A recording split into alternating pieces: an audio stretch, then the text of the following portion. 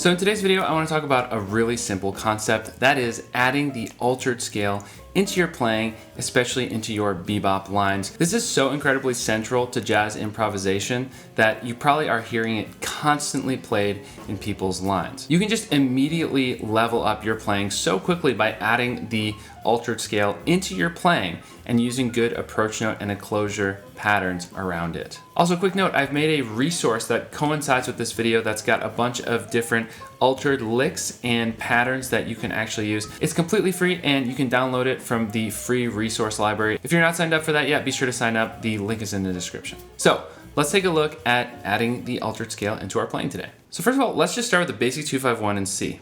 D minor to G7 to C major, right? The most basic versions of the scales we would use would be D Dorian to G Mixolydian to C Ionian. And if you understand modes, then you understand that those are all basically the same exact scale because they share the same notes.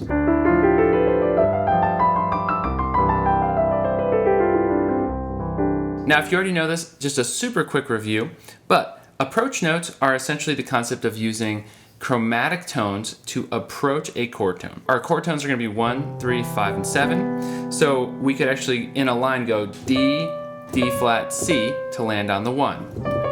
Or we could do F sharp, F, E to land on E. And those are approach notes. They're just chromatic notes in order approaching that chord tone. An enclosure is just basically something similar, but instead of approaching it linearly, we are going to encircle that note. So we get little patterns that sound like this.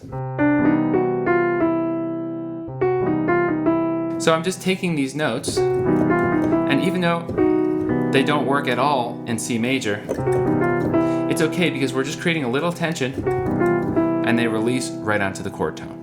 That's part of why jazz lines sound really nice and interesting. If they were just always completely diatonic, they'd probably start to sound pretty boring. Now here is the key of this video. This starts to sound a whole new level of professional when we bring in the altered scale on the 5 chords. Here's what it sounds like without the altered scale.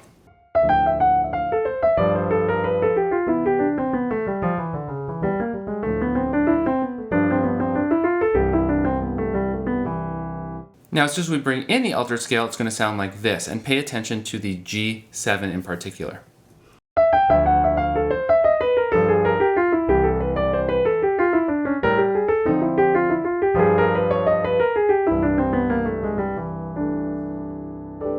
So what is the altered scale? Well, let's talk about what an altered chord is for a second. In a normal dominant chord, we'd have 1, 3, 5, flat 7, 9, sharp 11, 13.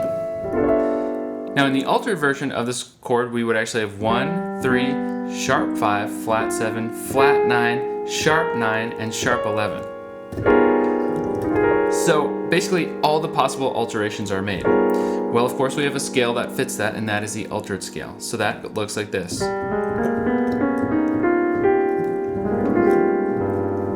That's our altered scale. We actually have 1, basically flat 2, flat 3, 3, sharp 4, sharp 5, flat 7, and that's the altered scale right there. So what we do is we start using this altered scale on dominant chords, particularly 5 chords, in a 2-5-1. And suddenly our jazz vocabulary becomes much more interesting.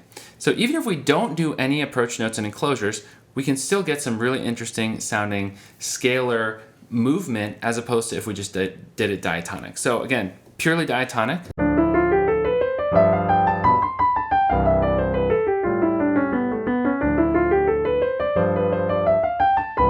Sounds pretty vanilla, let's say.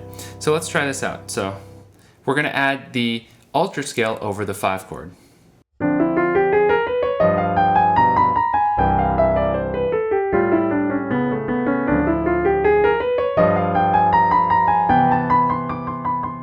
So still totally scalar like an exercise, no approach notes and enclosure patterns, no leading tones, no non-diatonic tones here, but it still sounds much more interesting using that altered scale and probably even sounds a bit more like what you're used to hearing jazz improvisers play.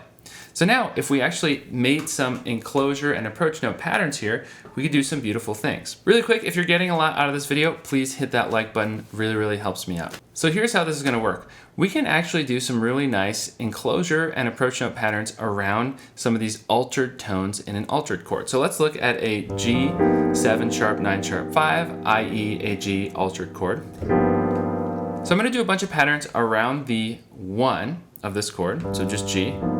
Let's start one on the sharp 9. That's nice.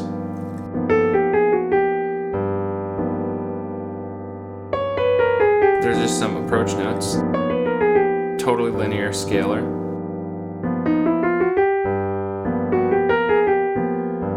We're just getting these little patterns that get us back to this 1. Let's try starting on the flat 9 here.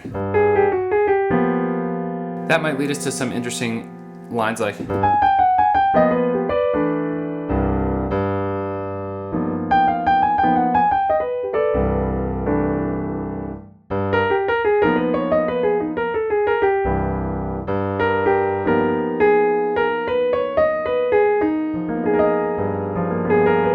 so this little A flat minor 1, 2, 3, 4, 5 here is all coming right from G altered, right? Now, why is that? Why can we basically do A flat minor over this G7 altered chord? That's because altered is the 7th mode of melodic minor. So basically G is the major 7 of what? A flat. So A flat minor, melodic minor to be specific, i.e. Dorian but with a major 7. Is basically the scale we're playing. So A flat melodic minor is the same scale as G altered, just starting on A flat. And so we get all these really nice sounds that we can use.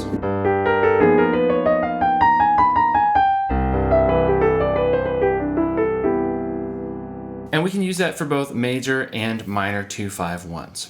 Now, if you want some nice altered enclosure and approach note patterns to practice, I actually made a little resource to go along with this video that you can download completely free by joining the free resource library.